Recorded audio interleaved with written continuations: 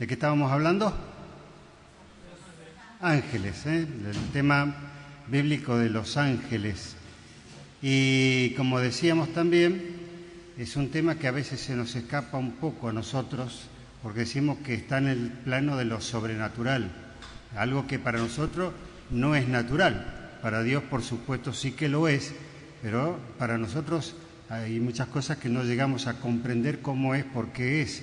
Lo creemos porque la palabra de Dios, como habíamos estudiado también y lo dijimos, es inerrante y está en las Sagradas Escrituras, de manera que lo tenemos que aceptar como que está, que existe, que es, y como creyentes, como cristianos evangélicos, que usamos la Biblia y seguimos lo que las enseñanzas bíblicas nos dicen, lo tenemos que llegar a conocer profundamente, aunque no nos acordemos de muchas cosas, pero sí sepamos que esto es bíblico, existe, y que todos estos cuentos, a veces de los ángeles y de otras cosas, como ya vamos a ver de los demonios probablemente el jueves que viene, es una cosa que la tenemos que ir dejando de lado y hablar en serio acerca de lo que dice la palabra de Dios con respecto a los ángeles.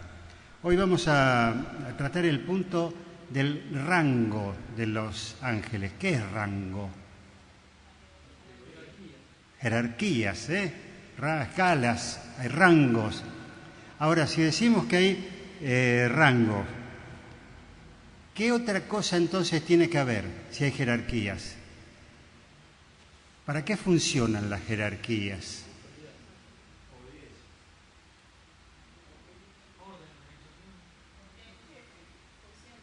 Organización.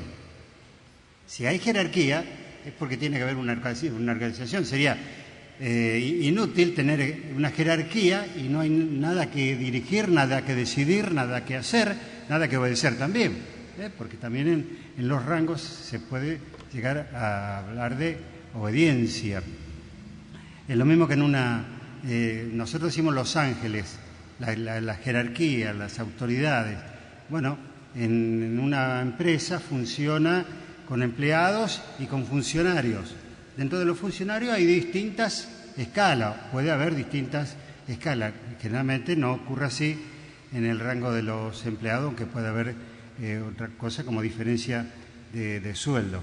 Pero hay organización y en términos generales en la Biblia no se habla de una organización, no se habla de rango directamente con la palabra, pero se da a entender que existe eso y lo vamos a ir viendo a medida que vamos leyendo las citas bíblicas.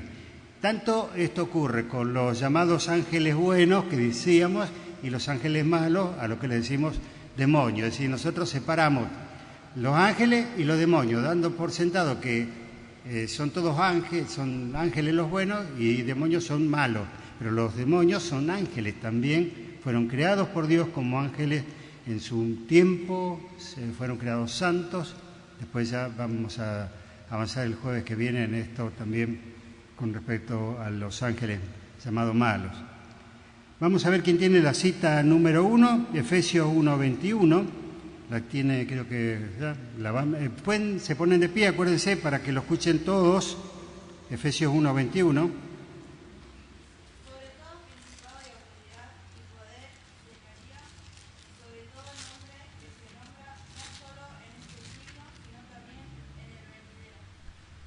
Acá dice, está bien, gracias, sobre todo ¿qué? Sobre todo principado y autoridad.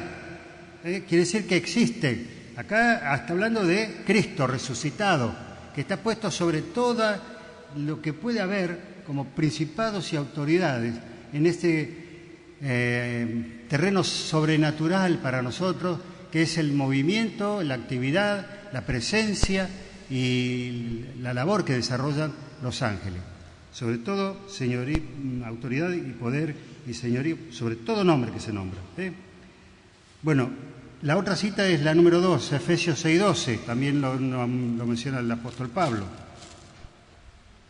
Dice, porque no tenemos lucha contra sangre y carne, sino contra principados, contra potestades, contra los gobernadores de las tinieblas de este siglo, contra huestes espirituales de maldad en las regiones celestes. Aquí el apóstol Pablo se está refiriendo a quiénes.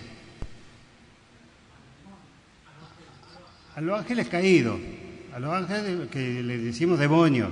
Esas son las huestes sobre las cuales nosotros tenemos que estar advertidos, que dice contra los gobernadores de las tinieblas de este siglo, huestes espirituales de maldad en las regiones celestes, que están dirigidas, guiadas por Satanás, pero recordemos siempre con el permiso de Dios. No es que ellos pueden hacer y deshacer a gusto y paladar, sino que muchas cosas el Señor las frena, muchas cosas las deja que ocurran, como sabemos por la experiencia del patriarca Job.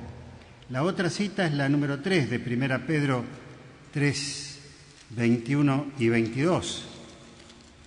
El bautismo que corresponde a esto ahora nos salva, no quitando las injusticias de la carne, sino como la aspiración de una buena conciencia hacia Dios, por la resurrección de Jesucristo, quien habiendo subido al cielo está a la diestra de Dios, y a él están sujetos ángeles, autoridades y potestades. Ahí está otra vez, acá es el apóstol Pedro quien está escribiendo esto, y vemos que están sujetos los ángeles, las autoridades y las potestades, hablando de cosas celestiales.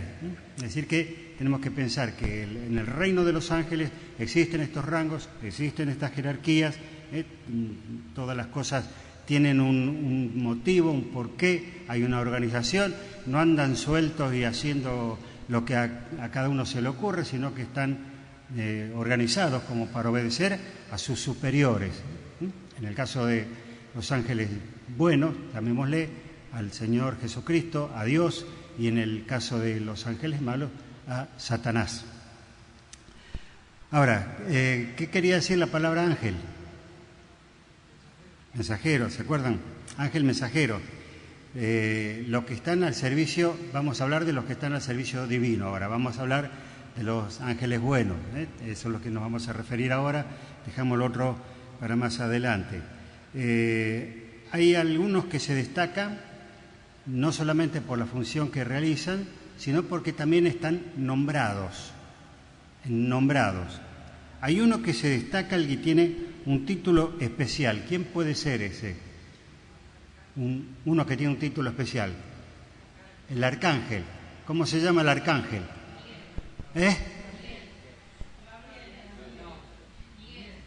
Judas 9. Pero cuando el arcángel Miguel contendía con el diablo, disputando con él por el cuerpo de Moisés, no se atrevió a proferir juicio de maldición contra él, sino que dijo: el Señor te reprenda. El arcángel Miguel está nombrado, no sabemos quién le colocó el nombre. La Biblia lo reconoce, lo expone, y nadie sabe por qué y quién. Está nombrado, tiene una identidad. Ahora, ¿cuántos arcángeles hay?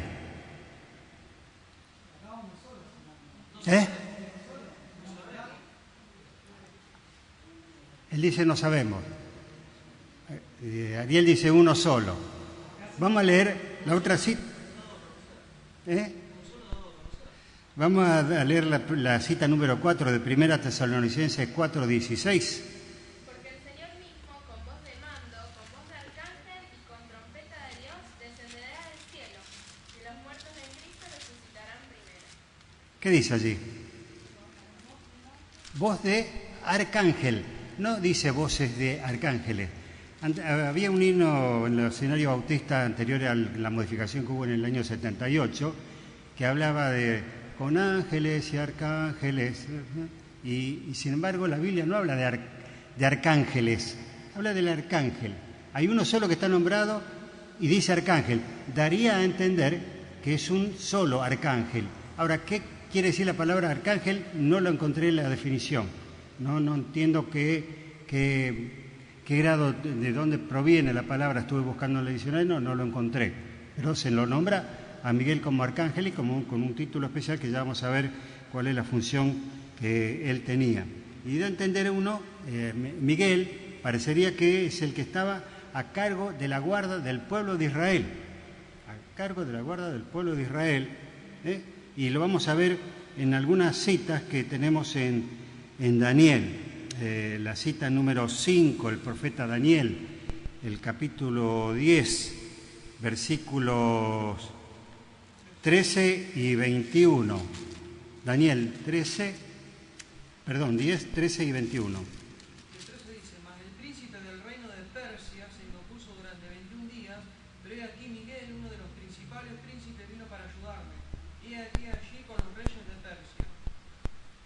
Y el 21, pero yo te declararé lo que está escrito en el libro de la verdad, y ninguno me ayuda contra ellos, sino Miguel, vuestro príncipe. Bueno, aquí se le había aparecido a Daniel un varón, lo leemos ahí en los versículos 5 y 6, alcé mis ojos y miré, y aquí un varón vestido de lino y ceñido sus lomos de oro de Ufaz.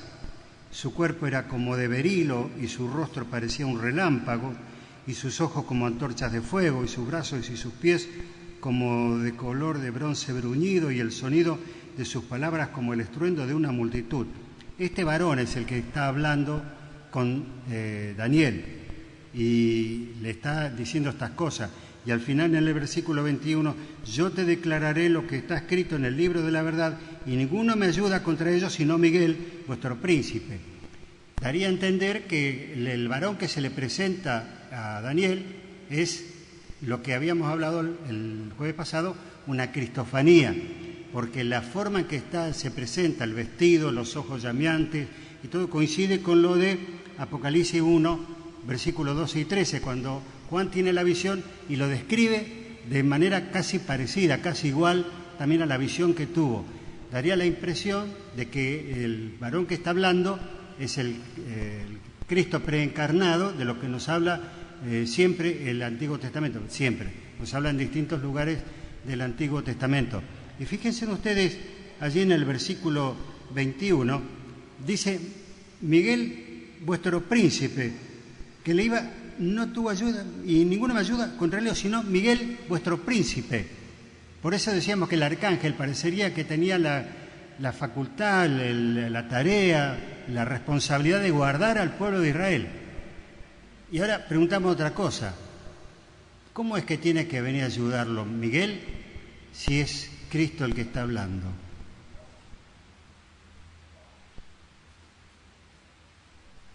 La vez pasada dijimos algo también, que cuando hablábamos de las 12 legiones, que dijo, si quiero, pido 12 legiones de ángeles, que eran 72.000 ángeles, así simbólicamente, que podían ayudar al Señor Jesús en el momento de la cruz. Acá le está hablando de Miguel y la ayuda que tiene, porque dijimos que tanto Dios como el Señor Jesucristo podían hacer las cosas por sí solos. Jesucristo hizo milagros por sí solo, calmó el mar, la tempestad, aquietó el viento, resucitó muertos, sanó endemoniados, sanó enfermos de todo tipo. Todas las cosas las podía él hacer solo, caminaba sobre el agua, no tenía la necesidad de que nadie lo ayudara. Sí, Germán.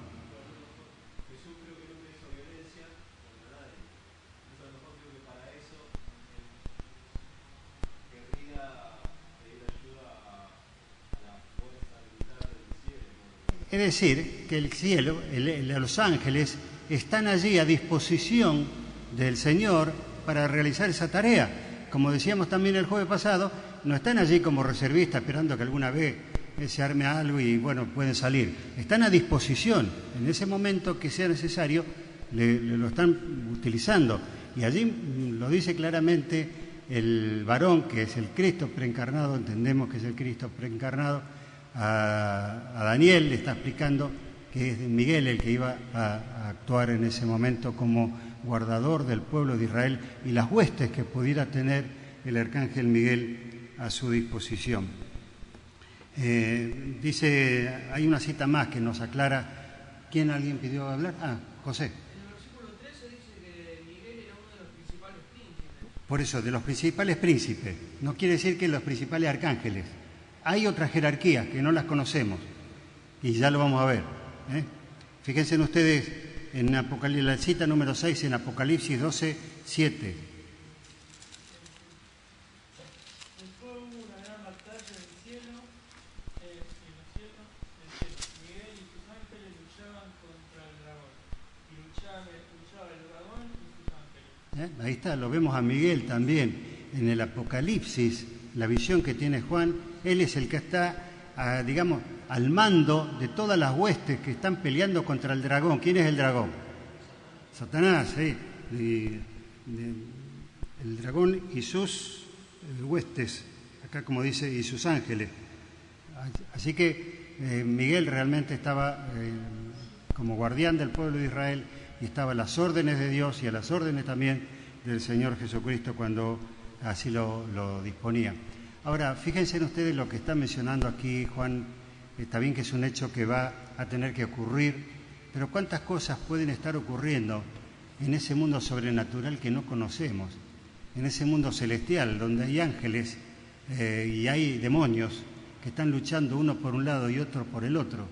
Y cuántas veces se enfrentarán en una lucha que nosotros tal vez desconocemos. Yo estoy imaginando, no lo dice la palabra de Dios.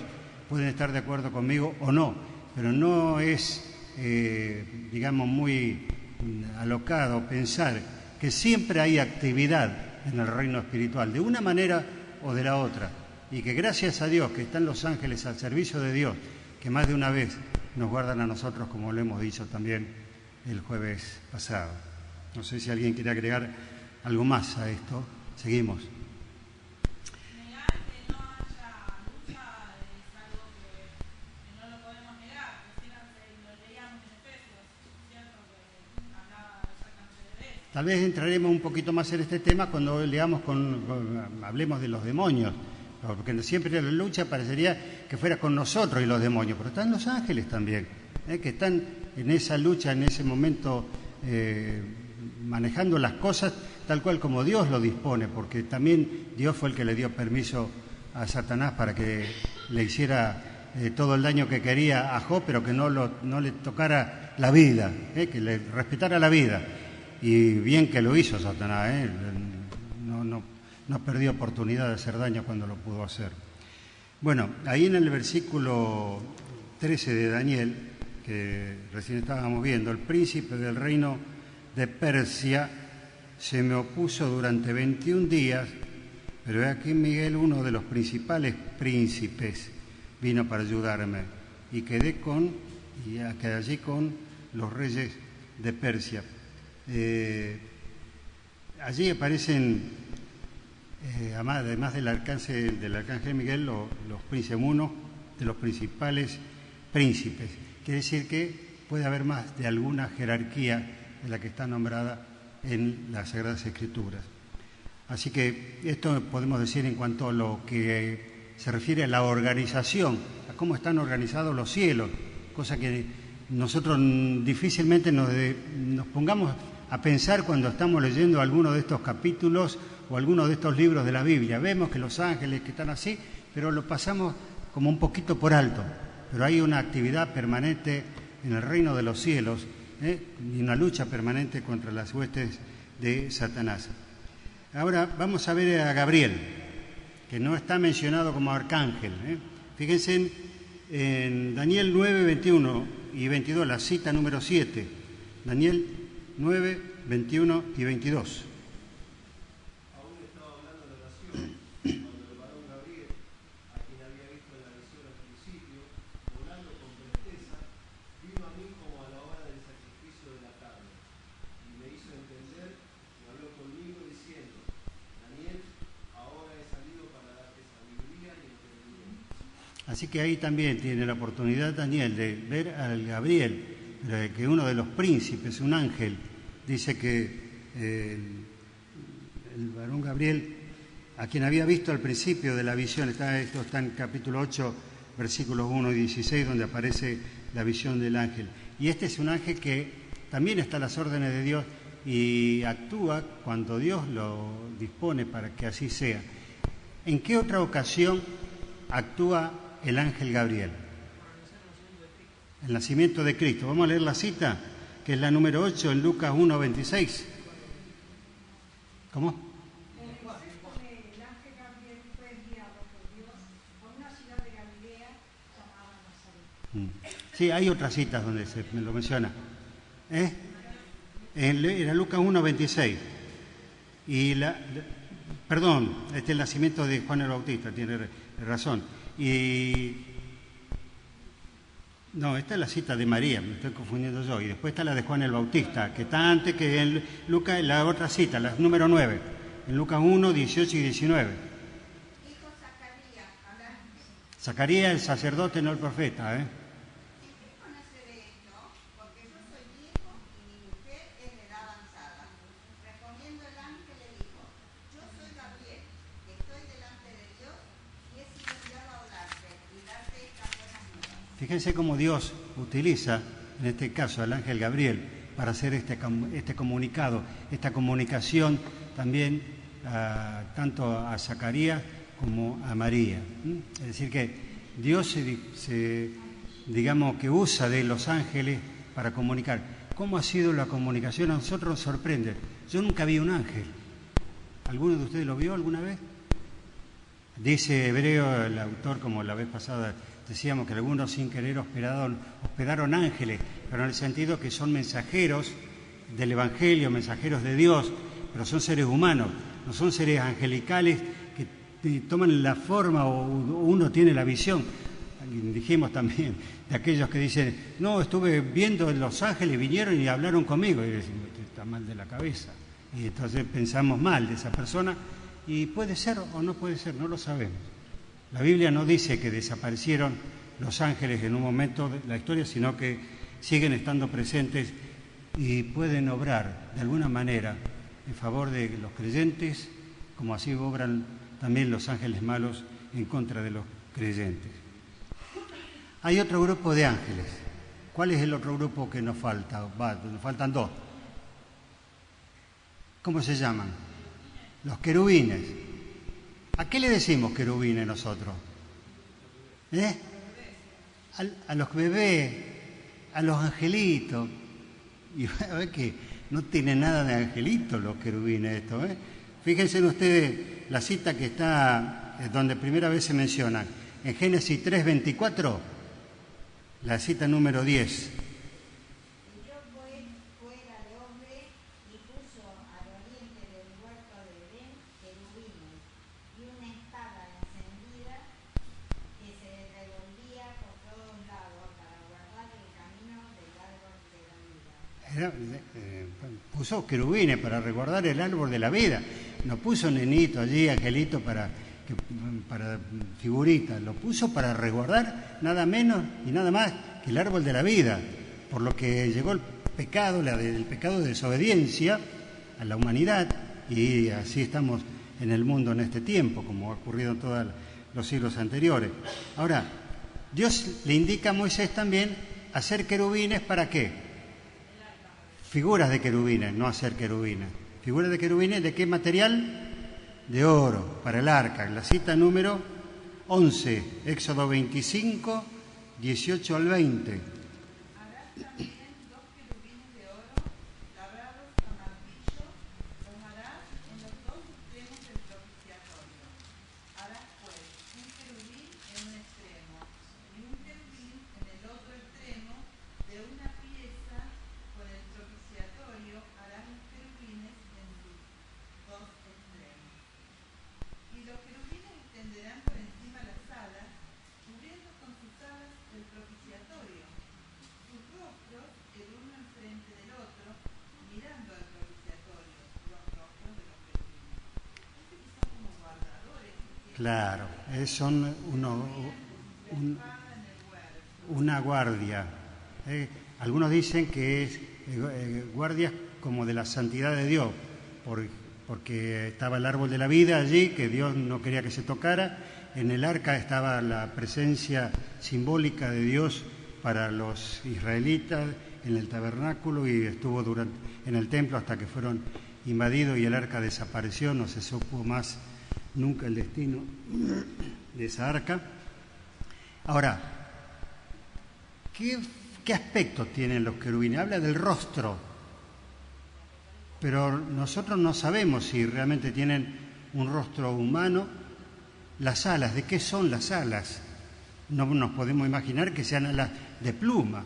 Sería ridículo pensarlo como se lo representa generalmente a los ángeles, ¿no es cierto? Es decir, que hay cosas que nosotros no las podemos definir y tampoco tenemos que preocuparnos mucho por eso, como también lo aclarábamos, ¿no? La curiosidad no nos aparte del verdadero sentido de la Escritura. La Escritura nos dice esto acerca de que hay ángeles guardianes. ¿Cuál es el aspecto? Algún día lo llegaremos a conocer. Los veremos tal vez cara a cara, si Dios así lo permite, que sigamos en el camino de la fe y en el camino del Evangelio, como lo estamos viviendo en este momento hasta que el Señor nos llame a su presencia. No sabemos eso y no lo podemos tampoco inventar, imaginar. Pero nos podemos imaginar que los querubines no son angelitos pequeños, que pueden ser imponentes, que pueden causar temor y respeto, como causaron temor los ángeles que se aparecieron tanto a Zacarías como a María. Siempre no temas, y cuando le anuncian a las mujeres la resurrección de Jesucristo también, lo primero, no temas, porque causaban temor en el momento de que lo veía. Claro, una cosa que aparecía inmediatamente y no se sabía de dónde venía. Bueno, esos son los ángeles que están a disposición del Señor y también a favor nuestro. ¿El otro grupo cuál es? O el grupo o otro nombre de los serafines. Así que tenemos arcángeles, ángeles. Empecemos por orden, porque arcángel parecería ser la escala superior. Pues los ángeles, los príncipes, jerarquías que no conocemos a Gabriel, están los querubines y están los serafines, que son distintos aparentemente en cuanto a la conformación. ¿Por qué son distintos?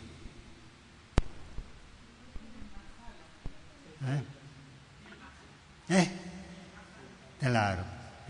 Los ángeles que hemos visto hasta ahora aparecen con un par de alas. Los serafines, ¿cuántos tenían? 3 pares de alas. ¿Y dónde está eso? ¿En qué libro de la Biblia? En Isaías, el que tiene la cita, capítulo 6, versículo 2, la cita número 13. Pasamos por alto el 12, que lo tenía que leer yo. Ah, perdón. Hablando del grupo de los querubines, que es importante, me lo salté. Gracias por la advertencia. Entonces vamos a terminar con el grupo de los querubines, la cita número 12, que parecen haber sido ángeles de gran jerarquía, como lo fue Satanás. Pero acá hay algo importante en cuanto al tamaño. Sí. Porque dice el 14 de Ezequiel 28. Ezequiel 28, versículos 14 y 15. El 14 empieza, dice: tú, querubín grande, protector, yo te puse en el santo monte de Dios, allí estuviste, en medio de las piedras de fuego te paseabas. El versículo 15 dice: perfecto eras en todos tus caminos, desde el día que fuiste creado hasta que se halló en ti maldad. Ahí está, esto es para confirmar lo de los querubines y el guardador. Él fue nombrado como guardador y como protector. Por eso decíamos que los ángeles, los querubines, parece que tienen esa misión de guardar la santidad de Dios. Y ahí se está refiriendo, como lo vamos a ver el jueves que viene, a Satanás. La cita clásica donde en Ezequiel 28, como en Isaías 14, se habla de la caída del ángel que se convirtió en el Satanás que conocemos. Pero acá está hablando y está diciendo Querubín querubín grande. grande, era por eso imponente, por eso decíamos que era imponente, querubín grande y protector. Y finalmente los serafines. Isaías 6.2, la cita número 13. ¿Quién la tiene? ¿Nadie? Bueno, el que léela, María. Antes que Jehová haya echado perdón, 2 o 12. 2. 6.2. Por encima de él había serafines. Cada uno tenía 6 alas. Con 2 cubría sus rostros, con 2 cubrían sus pies y con 2 volaban. Ahí están la presencia de los serafines y no se menciona más en la Biblia. El único lugar donde se lo menciona y no se sabe de qué características tenían, a excepto de esos 3 pares de alas, que tienen un significado, o sea, se dice un significado de que cubre su rostro, de que cubre sus pies y que con otra volaba. ¿Alguno se da cuenta de qué puede ser esto? Cubre su rostro, ¿por qué? Por reverencia. Porque reverencia, estaban delante de la presencia de Dios. Nadie podía ver el rostro de Dios y estaban delante de la presencia de Dios. Entonces cubrían su rostro. Después cubren sus pies. ¿Qué representa? Humildad. Humildad. Y después cuando las otras alas volaban, que estaban prestos para el servicio. Es el significado que se le encuentra a la posición de estos serafines delante del trono de Dios, porque ellos estaban delante del trono de Dios. Esa es la visión que tiene Isaías. Bueno, esto de la reverencia que tenían los serafines delante de Dios es algo que también nosotros nos tenemos que fijar. A veces somos un poco descuidados en cuanto a lo que es la reverencia delante del trono de Dios. No solamente en una posición física, que es importante también, sino también en nuestras expresiones, cuando nos dirigimos a Dios, cuando nos dirigimos al Señor, que es supremo por sobre toda la tierra y es el Creador. Entonces tenemos que tener este conocimiento de la humildad y de la presteza también de estar dispuestos a servir. En la Biblia abundan muchas citas más de los ángeles, pero ya creo que con esto es suficiente. Y como decíamos, alguien que busque Salmo 91, versículos 11 y 12, como decíamos, también hay muchas referencias en la Biblia, no solamente en los salmos, de que los ángeles están prestos a ayudar a aquellos que son fieles hijos de Dios. Dios dispone que ellos vengan en nuestra ayuda. Alguien que lea Salmo 91, 11 y 12. Dice el versículo 11, pues a sus ángeles mandará acerca de ti, que te guarden en todos tus caminos, en las manos te llevarán para que tu pie no tropiece en la piedra. 11 y 12. ¿Quién dijo eso? Satanás se lo dijo en la tentación de Cristo, ¿se acuerdan? Le repitió de la Sagrada Escritura, sus ángeles guardará. Es decir, que Satanás sabía que eso estaba escrito y que se podía cumplir, pero en el momento ese Cristo le dijo que no solo de pan vivirá el hombre, y también le dijo lo que tenía que hacer él. Vemos entonces nosotros que todas las citas, como decíamos, en el Antiguo Testamento son abundantes respecto a la presencia de los ángeles y del Cristo preencarnado. Siempre en el Antiguo Testamento vamos a encontrar un varón que se presentó, el ángel de Jehová. A partir del Nuevo Testamento no figura más el ángel de Jehová. ¿Por qué? Ya había venido. El Cristo ya no estaba preencarnado, había venido y ya se había mostrado al mundo y había resucitado y estaba en el reino de los cielos. Ya no se lo menciona más.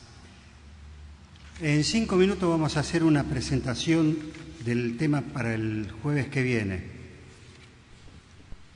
La realidad de Satanás. Porque vamos a empezar con Satanás. Después seguiremos con los demonios. Algunos dicen que Satanás es la personificación del mal. Pero Satanás es una persona. No necesita personificarse en el mal. Lo decimos, pero tenemos que entender que él es una persona y que cualquier personificación del mal no es Satanás. No es Satanás. Satanás actúa a través de las personas, a través de las cosas también lo puede hacer, pero él es una persona en sí. Como habíamos dicho de los ángeles, es un espíritu ser, un espíritu persona. No es una personificación, él no se personifica en alguna persona mala. Él tiene su personalidad y esa no se la puede quitar nadie. Actúa, influye a través de los ángeles, a través de su fuerza, a través del permiso que le da Dios. Y como todos los ángeles, ha sido una criatura, como lo vimos en el pasaje de Ezequiel, creada por Dios, en su momento fue creado por Dios. Y se lo distingue por el nombre de Satanás. En el Antiguo Testamento, Satanás exclusivamente. En el Antiguo Testamento no figura la palabra diablo. ¿Por qué sí figura en el Nuevo Testamento? Porque el Antiguo Testamento estaba en hebreo, Satanás. La palabra diablo significa lo mismo, adversario, o como es calumniador, acusador, significa lo mismo. En el Nuevo Testamento nosotros vamos a encontrar la palabra diablo más repetida que la palabra Satanás. Tanto en Apocalipsis se menciona al diablo y Satanás como las dos cosas, el mismo nombre en 2 o 3 citas. Pero por esa razón no figura el nombre de Satanás, el de diablo, en el Antiguo Testamento, y sí figura en el Nuevo Testamento. Y luego,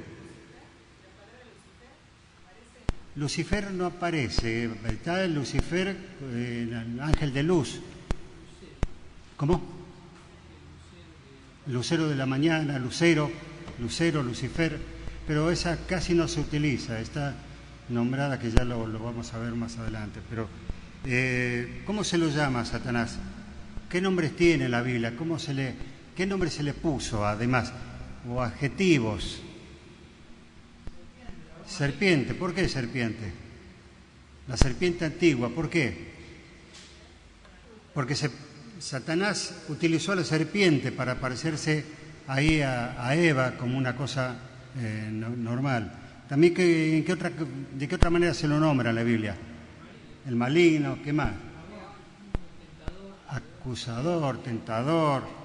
Tiene muchos adjetivos que son, digamos, reemplazan al nombre en esos adjetivos. Ningún otro lo tiene él. Y bien merecido que los tiene, esos nombres que ninguno de nosotros quisiéramos tener. Príncipe de este mundo, que está bajo el control de Dios. Vamos a entrar en este tema el jueves que viene. Así que no sé si alguno quiere decir algo más o preguntar algo más. Una aclaración más. En toda la Biblia los ángeles no admiten la adoración. Siempre No. que Daniel se postró o cualquiera dice lo levantaron a adorar a Dios. Pero es notable que en el Antiguo Testamento el ángel de Jehová recibe adoración. Por eso creemos que es Jesucristo reencarnado. Y es más, Abraham le dice Jehová directamente y se refiere como si fuera Dios. Es buena esa definición. Sí, está bien. Los ángeles son consiervos nuestros. Sí. Que adoran a Dios. Nunca ha recibido adoración. Pero el ángel de Jehová permitió ser adorado. Está bien. ¿Algún? ¿Cómo? Adorar y servir. No sabemos también, nosotros podemos imaginarnos, ¿sí?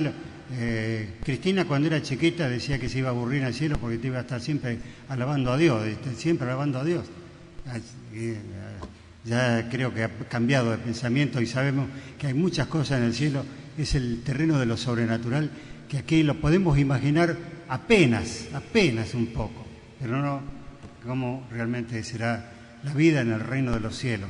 Pero no habrá casamiento y no habrá procreación, eso sí lo sabemos, está firme, Así que los que estamos casados ya seremos independientes. Bueno.